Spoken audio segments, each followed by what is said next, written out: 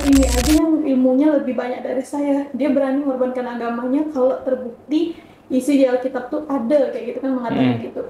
Terus apalagi yang bikin saya ragu gitu kan, dia bilang, pokoknya dia ngomong sesuatu terus bapak tuh sampai terdiam, saya di jendela dengerin sampai nangis, kayak udah lah nggak usah pergi aja lah, sempat kayak mikir gitu.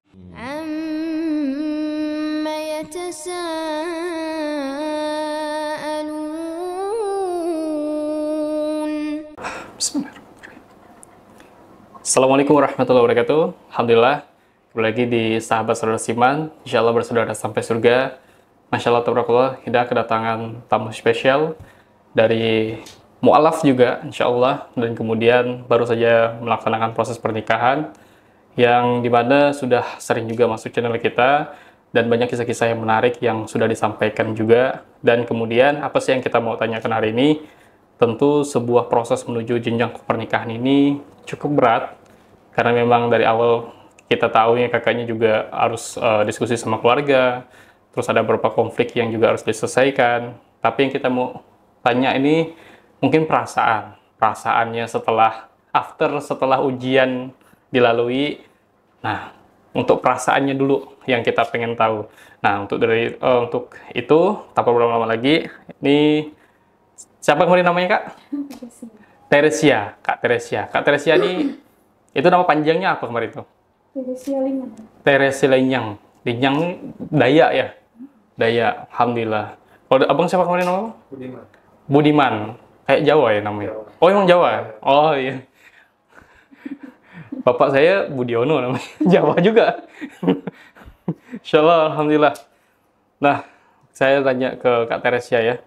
Alhamdulillah. Kak Teresia, dari kemarin kalau lihat postingannya itu di kampung ya? Kampung mana tuh?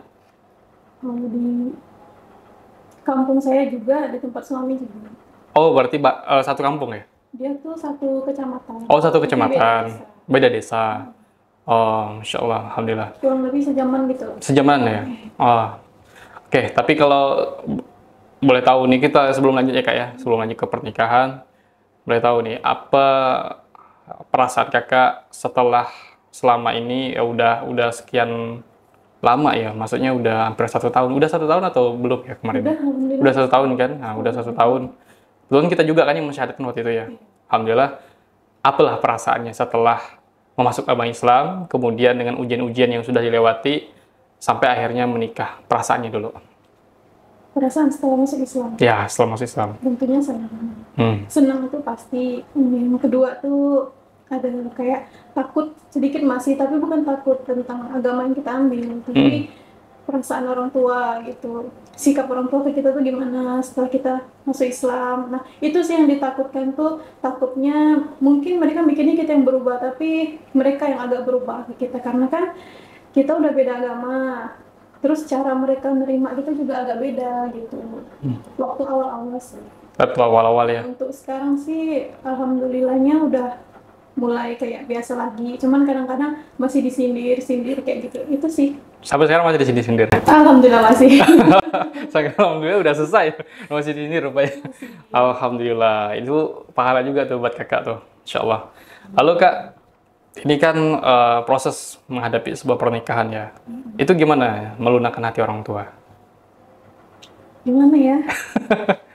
Kalau untuk dari bapak sih sama abang, mereka sih setuju-setuju aja waktu awal-awalnya. Kalau mama tetap masih nolak-nolak, terus sampai mungkin gini kan, makanya katanya kan coba dulu tuh jangan pindah agama gitu, carilah yang seiman dengan kita kan enak gitu katanya, nggak ribet, nggak harus gini gitu katanya kan.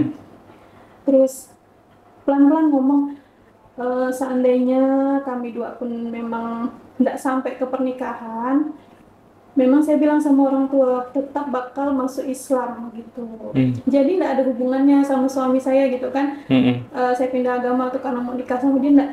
Ini aja kita rencana nikah tahun ini pun kita kayak nggak tahu gitu bakal menikah di tahun ini gitu kan. Nah jadi tuh untuk meyakinkannya tuh memang agak susah, butuh waktu berbulan-bulan gitu kan. Pas memang udah mau oke katanya gitu kan, pas saya pulang ngurus ngubah KTP kan, baru sempat pulang tuh. Lebaran kemarin saya pulang ngubah KTP, sekalian ganti status kita di kakak kan. Pas saya bilang ini kakaknya gitu udah diganti baru, terus langsung gitu mukanya kan, bilang iyalah kayak gitu kan, langsung takut lah jadinya kan. Kalau mungkin kalau udah nikah kan nama kita sama agama kita di kakak kan udah dihapus kan, jadi kita sedikit banyak nggak terlalu itulah sakit menyakitkan gitu untuk orang tua gitu kan. Jadi waktu itu tuh dia ada ngurus uang apa gitu ya dari desa, dilihatlah sama orang tuh kan, nama kakak di kakak tuh kan saya agamanya Islam. Itu tuh mama tuh langsung kayak gimana ya, tau lah perasaan perempuan tuh ketika misalnya ada orang lain lihat gitu kan, kayak nggak enak gitu. Nggak enak. Terus tuh mesuk-mesuk gitu lah mukanya, kayak gitu sih. Ya. Cuman apa namanya, sampai Hamin 2 mau nikah tuh, itu tuh ada kata-kata mama tuh yang bener-bener sih tuh udah nggak tahan lagi, sampai nangis, ya Allah emang harus gini banget kah gitu kan. Itu saya belum cerita sih sama suami saya tuh, soalnya menurut saya tuh kalau saya mau cerita kemarin situasinya juga belum kondusif ya. Jadi niat saya tuh tunggu tenang-tenang dulu gitu. Pokoknya tuh ada kata-kata yang bikin sedih banget. Saya sih nggak bakal ungkapkan di sini ya bang, takutnya mereka nonton gitu. Aman. Nah itu tuh pokoknya mas mau berangkat kerja kan, dia bilang, pokoknya dia ngomong sesuatu terus bapak tuh sampai terdiam, saya di jendela dengerin sampai nangis, kayak udah nggak usah pergi aja lah, sempat kayak mikir gitu. Cuman gara-gara gimana sih, maksudnya tuh meskipun kita beda agama, saya tuh udah berusaha gitu bang untuk nggak merubah sifat saya dari kecil sampai besar gitu. Tapi alhamdulillah pas hari H sampai sekarang mama udah mulai pelan-pelan nggak kayak kemarin-kemarin gitu. Itu sih. Alhamdulillah. Ya tentu ada sesuatu yang harus dikorbankan juga, salah satunya meyakinkan kedua orang tua. Tapi Kak, kita flashback dari wawancara kita pertama kali itu, waktu di sana, waktu itu kalau nggak salah kakak juga ada bawa buku catatan berkaitan dengan perbandingan agama kan. Dari situ kan kita ngelihat, oh kakak ini cukup serius untuk belajar. Kemudian dengan keseriusan itu, yang kita pengen tahu juga, apa sih, kita mengulang lagi ya Kak ya, apa sih alasan dasar, yang paling dasar buat kakak itu mempertimbangkan banget untuk masuk agama Islam? Yang pertama sih dulu karena takut sama kiamat ya. Asal dengar kata kiamat tuh takut banget gitu, nggak pernah tenang gitu. Itu terus mau nutup aurat sih kan. Itu yang paling dulu waktu belum menikah kan, yang saya tahu kalau bawa anak perempuan itu dosanya ditanggung sama orang tua laki-laki ya kan. Dari situ tuh saya tuh pengen tutup aurat supaya paling tidak tuh dosa bapak saya di aurat saya tuh berkurang gitu kan. Karena dulu belum bisa pakai kerudung, jadi saya ubah. Memang sih saya keluar nggak yang kayak orang-orang di luar sana pakai pendek-pendek atau ketat, enggak. Tapi semakin saya pelajari Islam, saya ngerubah lah cara pakaiannya. Mungkin dulunya nggak suka kulot, pakai kulot kan lebar kan. Nah gitu. Terus pakai baju yang agak lebih besar dari tubuh gitu. Itu sih mikirkan aurat sih yang pertama kali. Kemudian makin ketemu banyak istimewa dalam Islam tuh semakin yakin. Kemudian diperbandingkan lagi isi-isi Alkitab sama Al-Quran gitu kan. Ternyata emang yang masuk akal tuh ya di Al-Quran sendiri gitu ya, walaupun sekarang masih belum masih baru mulai belajar lah untuk ikro-ikronya kayak gitu. Oke, kalau kakak sendiri waktu itu udah melakukan perbandingan ya. Kemudian setelah melakukan perbandingan itu, berarti kakak sempat baca Quran juga dong terjemahannya. Itu dapat dari mana tuh Kak? Waktu itu ada teman satu kos, dia tuh punya Al-Quran terjemahan tapi sampulnya udah lepas. Terus dia pindah kan, dia PP, terus pas saya mau kemas kamar tuh, saya bilang, ini punya kamu nih ketinggalan, saya bilang gitu kan. Nggak apa-apa lah, simpankan aja dulu. Nah, pas saya pertama kali tahu, terus saya ingat, oh iya, cobalah buka dulu deh buku Al-Qur'annya, siapa tahu bisa ada bahasa Indonesianya gitu kan. Terus saya buka, ternyata ada bahasa Indonesianya. Nah, dari situlah Alkitab saya waktu itu tinggal di rumah. Ya, gimana nih cara ngebandinginnya nih gitu kan. Akhirnya saya searching lah isi-isi Alkitab yang saya ingat-ingat dulu lah ya. Nah, habis itu pas itu saya ke bawah ke kamar teman tuh ada Alkitab. Nah, saya pinjam, saya naik ke atas, saya catat-catat lah tuh. Kayak gitu. Oke, lalu momen perbandingan agama yang sudah kakak lakukan itu, apa yang paling meyakinkan? Tadi kan udah, oh Islam ini ternyata lebih inilah masuk akal, kemudian ada alasan lain lagi nggak selain itu yang mungkin kakak masih ingat? Kalau yang meyakinkan itu ini, waktu Yesus disalib di kayu salib. Ah, Yesus di kayu salib tuh kenapa? Nah, itu kan saya tuh pernah diskusi ya kita ya. Dia tanya, katanya gini, kenapa Nabi Isa tuh katanya waktu disalibkan tuh dia berdoanya kepada Bapa katanya gitu kan. Kalau memang dia Tuhan katanya kan harusnya dia nggak perlu berdoa lagi dong gitu. Tinggal kalau memang mau ampuni dosa umat manusia, langsung ngomong aja, aku mengampuni kalian gitu kan. Terus saya diam, iya juga ya gitu kan. Jujur aku bilang sama dia, saya tuh baru ngeh sekarang gitu kan. Padahal sering nonton filmnya kan, kadang kan sering diputarnya waktu Paskah. Oh iya betul.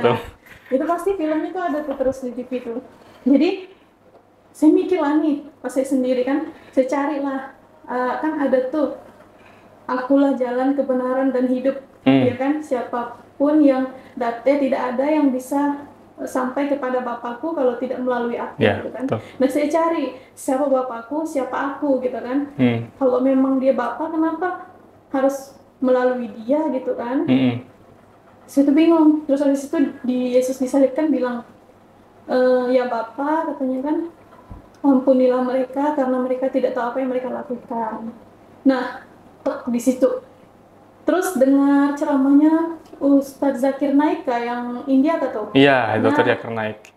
Yang itu dia sampai berani pindah agama kalau ada isi di Alkitab yang mengatakan bahwa Yesus itu Tuhan. Iya, betul. Saya juga ingat itu. Terus saya bilang sendiri dalam hati kan, nah Ustadz ini aja yang ilmunya lebih banyak dari saya, dia berani mengorbankan agamanya kalau terbukti isi di Alkitab tuh ada kayak gitu kan, mengatakan gitu. Terus apalagi yang bikin saya ragu gitu kan. Ketenangan udah saya dapatkan gitu kan. Akhirnya makin di situ sama yang makin meyakinkan ini. Isi Alkitab Kristen sama Katolik beda. Oh, Kristen sama Katolik beda ya? Beda. Kalau Katolik tuh, kalau anggaplah gini ya, seandainya Katolik ada 60 surah misalnya kan. Yeah. Tapi di Kristen dipotong. Dipotong 20 surah, jadi sisa 40. Kayak gitu. Nah, itu sih yang paling saya jadinya tuh, oke, udah pun makin mantap masuk Islam gitu. Pokoknya apapun halang rintangannya, insya Allah nanti pelan-pelan pasti bisa gitu. Toh yang yang masuk Islam nih banyak kok yang lebih sengsara lagi dari saya perjuangannya gitu. Masa cuman kayak gini doang udah nyerah gitu kan.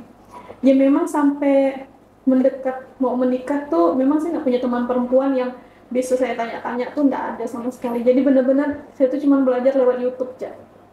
Dari YouTube ya? Iya, di situ tuh ada rasa sedih, maksudnya tuh kita butuh ada yang ngebimbing, tapi kok teman-temannya banyak yang kurang paham gitu.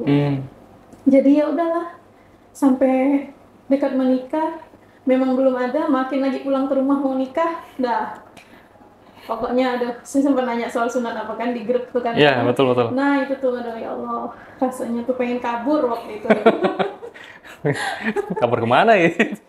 Ya itu pokoknya saya nggak mikir kabur kemana, yang pentingnya kabur gitu, ngancam gitu kan. Yeah. Ya walaupun waktu itu posisi itu duitnya ngepas gitu kan. Pokoknya kalau mereka nih sampai gini ya udahlah. Itu sih yang bikin niat banget untuk masuk Islam. Oke. Lalu ada nggak mengalami titik terendah ketika sudah masuk agama Islam? Titik terendah ada. Ah, boleh ya? Mau dekat puasa kemarin. Ah, gimana tuh, Kak? Itu Rp1.000 pun saya nggak ada bang. Ya Allah. Beras saya habis gitu kan. Terus saya sakit. Hmm. Dia juga sakit gitu kan. Saya tuh bingung. Makanya saya sampai ngecat abang kan. Saya nekat mau jual laptop apa kan. Hmm. Itu Rp1.000 pun tuh nggak ada. Ya. Saya bohong sama orang tua saya bilang saya ada uang. Saya tuh nggak mau jujur. Itu nanya sama kawan bilangnya nggak ada duit.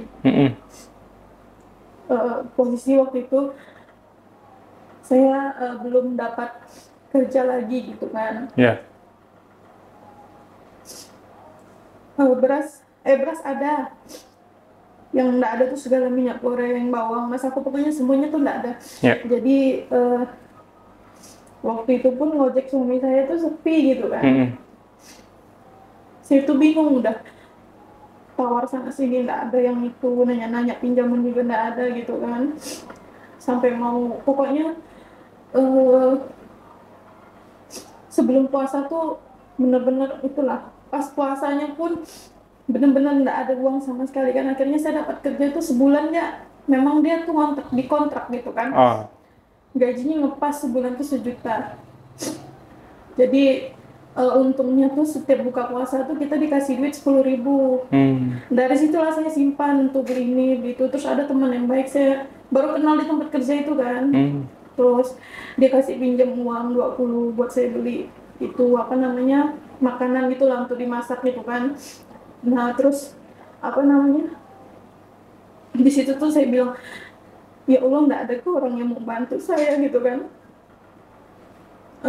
Saya pikir tuh ujiannya tuh hanya di orang tua gitu kan, nggak taunya ternyata di ekonomi juga.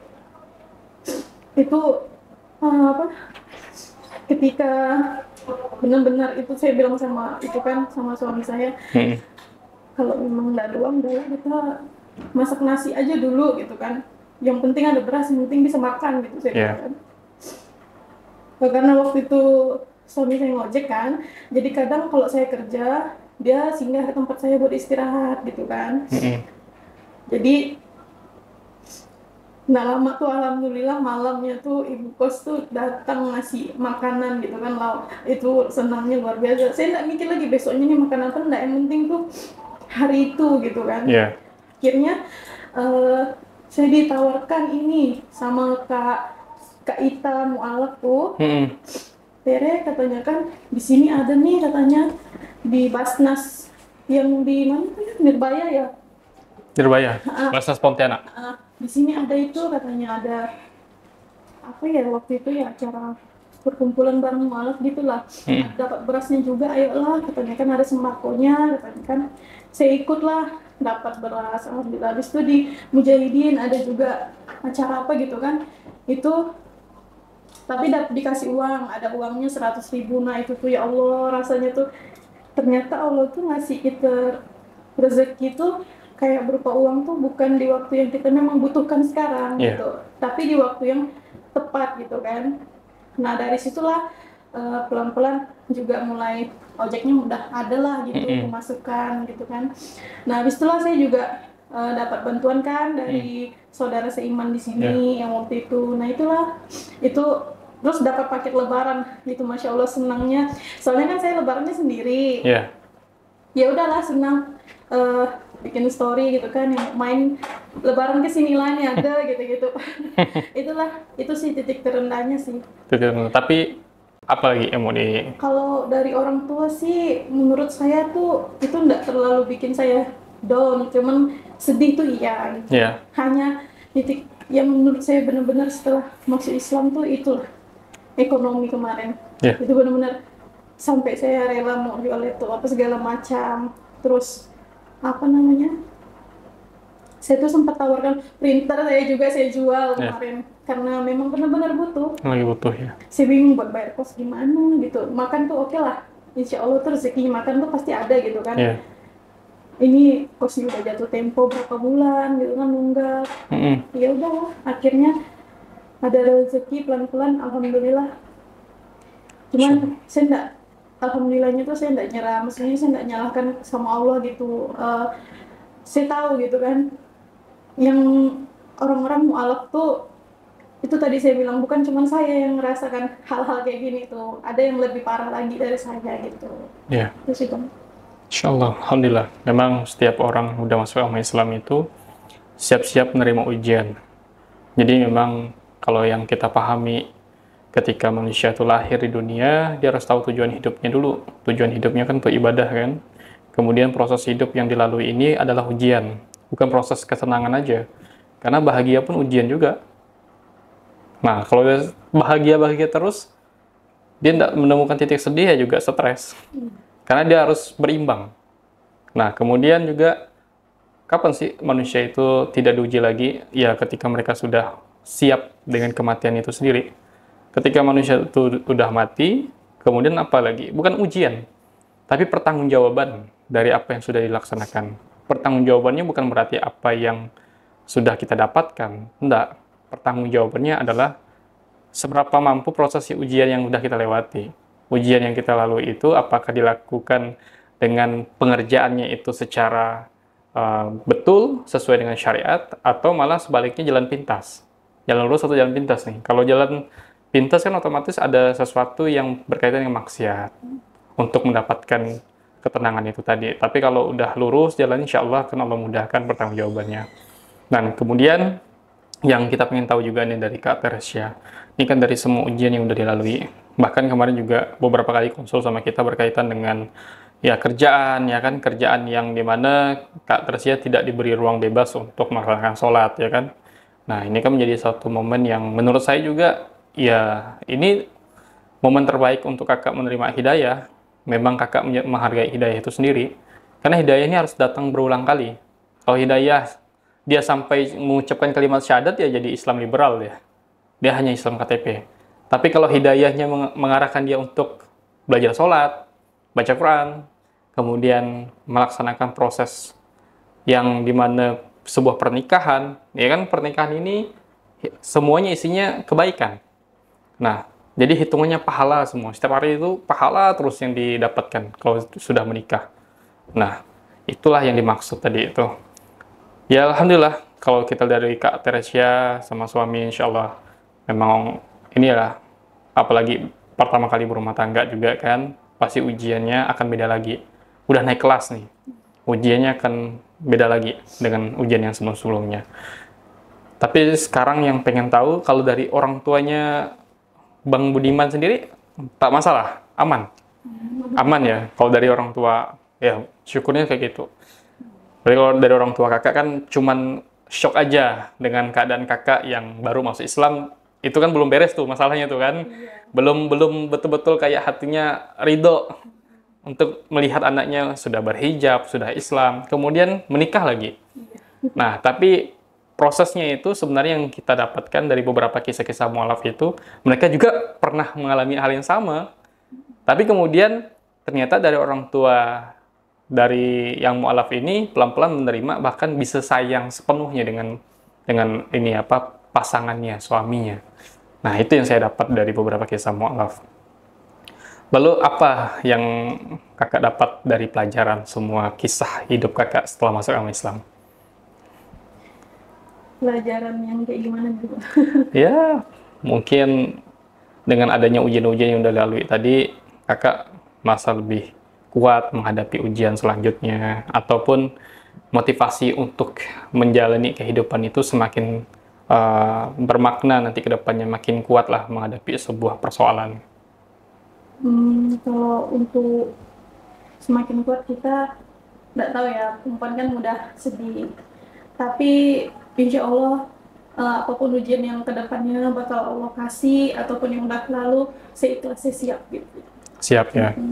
Karena kan apa namanya, kita kan hidup kan bukan cuman itu tadi abang bilang senang atau sedih gitu kan, tetap yang untuk menjadi penikmatnya itu kan tadi ujiannya sendiri. Itu sih intinya, insya Allah apapun itu pasti saya siap, dan yang udah terjadi yang lalu saya terima, saya ikhlas gitu. Karena banyak kok orang yang lebih diuji lagi, lebih dalam lagi dari saya gitu kan. kalau saya lihat mungkin ujian saya ini belum ada seberapanya lah. Mungkin kalau dari 100 cuma 20-30% doang gitu. Karena kan lebih banyak lagi yang apa namanya, ada juga kan mualaf yang dia berkebutuhan khusus. Nah itu kan lebih menyakitkan lagi untuk dia gitu. Jadi saya mandang ujian saya nih, saya nggak mandang ujian saya paling berat. Tapi saya lihat masih banyak kok yang lebih berat lagi dari saya kayak gitu. Jadinya itu yang bikin saya tuh mampu bertahan gitu itu sih Bang. Itu ada motivasi tersendiri untuk kakak untuk siap menghadapi ujian itu ya. Alhamdulillah. Tapi tetap itulah, jangan sampai kita luput dari Allah. Jadi kita pengen Allah tuh memperhatikan kita dengan apa? Dengan cara beribadah tadi. Salah satunya itu melaksanakan proses baca Quran. Nah, itu kan pedoman hidup manusia ya kayak. Makanya dalam doa saya itu saya selalu mohon sama Allah gitu kan. Perjuangan saya untuk masuk Islam ini kan bukan singkat gitu kan menurut saya kan. Jadi saya tuh selalu berdoa sama Allah, mudah-mudahan Allah tuh jangan sampai cabut lah hidayah yang udah diberikan sama saya gitu kan. Karena untuk sampai ke titik sekarang ini tuh menurut saya tuh nggak mudah gitu kan. Itu aja sih, sama saya tuh selalu berdoa mudah-mudahan Allah gerakkan hati kedua orang tua saya dilembutkan supaya mereka juga dapat hidayah gitu. Saya tuh pengen ngasih tahu mereka, maksudnya tuh coba deh Islam tuh nggak seburuk apa yang dipandang gitu. Itu sih ya, mungkin karena framingnya keduluan Islam itu tadi jelek di mata orang-orang yang mungkin dapat informasinya salah. Ya, oke. Harapan kakak untuk mualaf di luar sana boleh kak? Harapan saya untuk para mualaf di luar sana, intinya jangan menyerah apapun ujian yang dikasih sama Allah. Kita nggak boleh nyalahin Allah, karena memang suka duka hidup tuh pasti ada. Kalaupun sekarang kita lagi ada di titik terendah, semua orang pernah melewatin gitu. Jadi intinya apa yang udah terjadi sama orang lain tuh kita jadikan motivasi untuk diri kita sendiri juga. Saya juga kayak gitu soalnya. Meskipun kemarin saya pernah ngerasa itu terendah banget buat saya gitu kan, tapi saya selalu bersyukur gitu. Intinya nikmat yang paling kita jarang bersyukur itu nafas gitu kan, kayak nafas kehidupan. Coba kalau seandainya Allah langsung selesaikan hidup kita gitu di hari itu juga, mungkin kita nggak bisa melewati ujian yang udah kita lalui gitu. Sama satu yang paling saya ingat ceramahnya Ustadz Adi Hidayat, dia bilang Allah tuh nggak mungkin menguji hambanya melebihi dari batas yang hambanya mampu gitu kan. Nah saya sadar kalau Allah kasih ujian itu sama saya berarti saya mampu, kayak gitu sih Bang. Insya Allah, alhamdulillah. Nah, saya setuju tuh yang terakhir. Alhamdulillah. Kalau untuk harapan, ini kan udah berumah tangga ya, baru beberapa hari yang lalu, ya kan? Udah sebulan nggak? Oh ya, anggaplah hampir sebulan. Masya Allah, udah kuliah selesai, dua-duanya kan, alhamdulillah kan.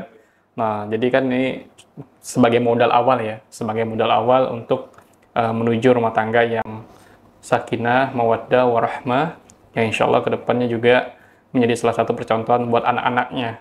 Nah, lalu harapan diri sendiri. Ini udah nikah, untuk suami mungkin, nah boleh sampaikan juga, biar suami juga dengar nih. Harapan untuk diri saya sendiri. Nah, diri sendiri dulu, baru suami. Untuk harapan dari suami ini, apa yang diharapkan dari suami nanti ke depannya? Kalau untuk harapan diri saya sendiri, semoga harapan saya berharap saya bisa menjadi lebih kalau bahasa itunya pengen jadi wanita yang lebih solehah lagi. Amin. Gitu. Dan mudah-mudahan bisa menjadi istri yang baik gitu. Yang saya tuh pengen jangan sampai saya tinggalin sholat, walaupun kadang-kadang saya tuh baru ngerasa ternyata ujian Islam itu ketika kita disuruh sholat tuh ada rasa kayak malas gitu. Nah, saya berharap mudah-mudahan ke depannya saya bisa lebih memperdalam lagi ilmu agama. Kalau harapan tuh suami saya mudah-mudahan bisa menjadi suami yang membimbing istrinya sampai insya Allah ke surganya Allah gitu kan. Nggak banyak sih soalnya dia udah terlalu baik gitu buat saya. Masya Allah. Terlalu baik nih. Alhamdulillah. Ya, intinya dia dari dulu sampai sekarang tuh selalu ada support lah ya. Dari sukanya maupun dukanya selalu ada gitu. Itulah kuncinya pasangan tadi. Oke. Alhamdulillah kita udah dapat dari kakak. Tapi sekarang ini berdua udah kerja. Kerja tetap sih belum ya. Tapi kalau ya, itulah tadi banyak-banyak minta sama Allah, karena saya yakin dan percaya sih kalau kita itu panutannya tetap Allah, Rasulullah, dan para sahabat tabi'in yang insya Allah dirahmati Allah itu, maka kehidupan kita tuh akan berbeda dengan kehidupan lainnya yang dimana kita tidak taat tadi itu, habis itu kita juga menjadi baik yang untuk diri kita sendiri, bukan untuk Allah. Karena sebenarnya kita menjadi baik itu modal awal kita untuk mendapatkan ridhonya Allah sih. Alhamdulillah, terima kasih Kak Tersia sudah mengungkapkan perasaannya. Ya, semoga-moga kedepannya nanti kalau ada sesuatu yang berkaitan dengan kemualafan kakak, entah itu ada saudara juga, tetangga, segala macam yang berkaitan dengan permasalahan, bisa hubungi saudara seiman. Karena saudara seiman itu hadir di tengah-tengah mualaf untuk mengatasi permasalahan. Pertama itu pendidikannya. Pendidikan yang maksud itu pembinaan. Pembinaan ketika mereka sudah masuk agama Islam, tentu mereka wajib dibina. Karena akidah yang mualaf ini bisa aja luntur kalau tidak diasah. Kemudian juga yang paling penting adalah bagaimana caranya mereka secara finansial itu bisa juga dibina. Apa? Gimana caranya? Kita ini Baitul Mal saudara seiman. Ada akses zakat, infak, wakaf, itu bisa dijadikan modal untuk pelatihan. Nah, kemudian pelatihan-pelatihan ini digunakan untuk orang-orang yang membutuhkan tadi, itu salah satunya. Kemudian permasalahan lainnya seperti kemanusiaan dan kepedulian, itu juga yang harus kita perhatikan. Mulai sakit kita harus hadir di tengah mereka. Mungkin mereka tidak mampu, kita bareng-bareng bantu. Kan kayak gitu. Konsep Islam itu kan agama rahmatan lil alamin. Ketika ada saudara kita yang sakit, kita pun ikut sakit. Ketika ada saudara kita yang bahagia, kita pun turut bahagia. Walaupun di nuansa bahagia itu kita tidak ada gitu. Nah, itulah Islam. Itulah saudara yang dimana Muslim. Oke. Mungkin hanya itu teman-teman yang bisa kami sampaikan. Kurang lebih mohon maaf. Wabillahi taufiq wal hidayah. Wassalamualaikum warahmatullahi wabarakatuh. Dakwah terus sampai henti, istighfar terus sampai mati. Mari kita bersaudara sampai ke surga.